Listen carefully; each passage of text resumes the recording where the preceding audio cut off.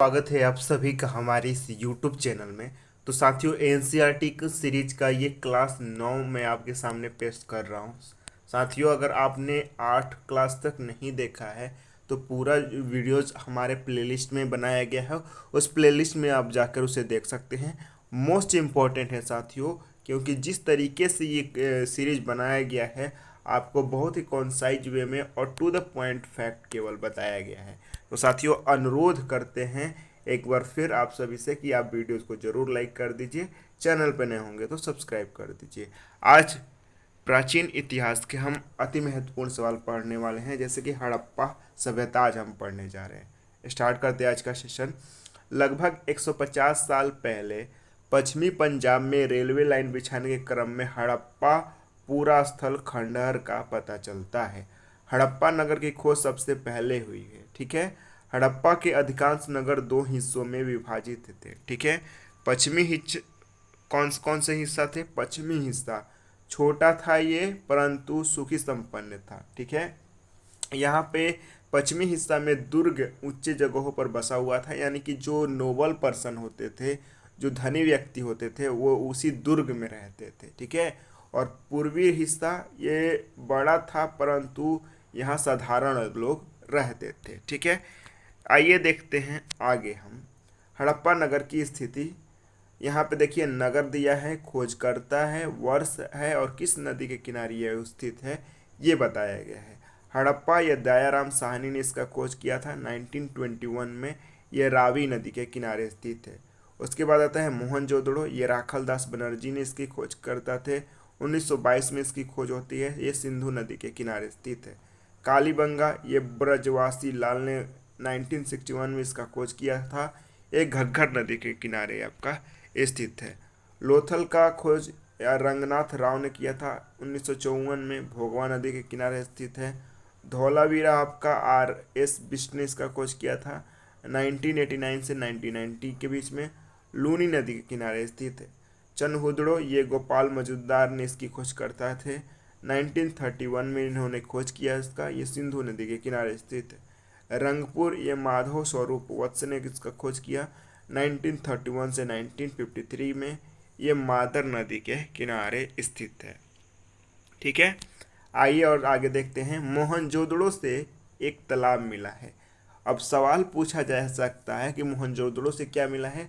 तो तालाब मिला है। पूरा तत्व बिंदु ने इसे महान महा स्नानागार इसे बताया। मोहनजोदड़ो से आप बस एक लाइन में समझ लीजिए, महा स्नानागार मोहनजोदड़ो से में प्राप्त हुआ है। ठीक है, आगे हम देखते हैं। तालाब के पास एक कुआं मिला। स्नानागार का पानी इसी कुएं से निकाले गए पानी से भरा जाता था। स्नानागार में पानी निकालने की व्यवस्था थी। ठीक है, क्योंकि ये डेवलप सभ्यता थी। नेक्स्ट है कालीबंगा और लोथल से आपको क्या मिलता है? अग्निकुंड के साक्ष्य प्राप्त होते हैं। मोहनजोदड़ो, हड़प्पा, कालीबंगा, लोथल में से एक समान विशेषताएं वाली संरचनाएं मिली है। इन संरचनाओं को अन्नानागार या कोठार के रूप में जाना जाता है।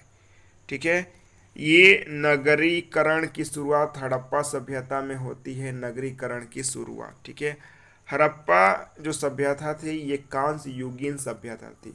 अब क्वेश्चन बन सकता है कि हड़प्पा सभ्यता कौन सी सभ्यता थी? तो ये कांस्य युगीन सभ्यता थी और ये मातृसत्तात्मक थी। यहाँ की जो यानी कि फीमेल को ज़्यादा तवज्जो दिया जाता था। स्वास्तिक का चिन्ह हड़प्पा के सभ्यता का देन है। हड़प्पा निवासी का रुचि शतरंज के खेल में है। हड़प्पा के लोग लोहा से अनभिज्ञ थे, यानी कि लोहा आयरन के बारे में हड़प्पा के जो व्यक्ति थे वो नहीं जानते थे।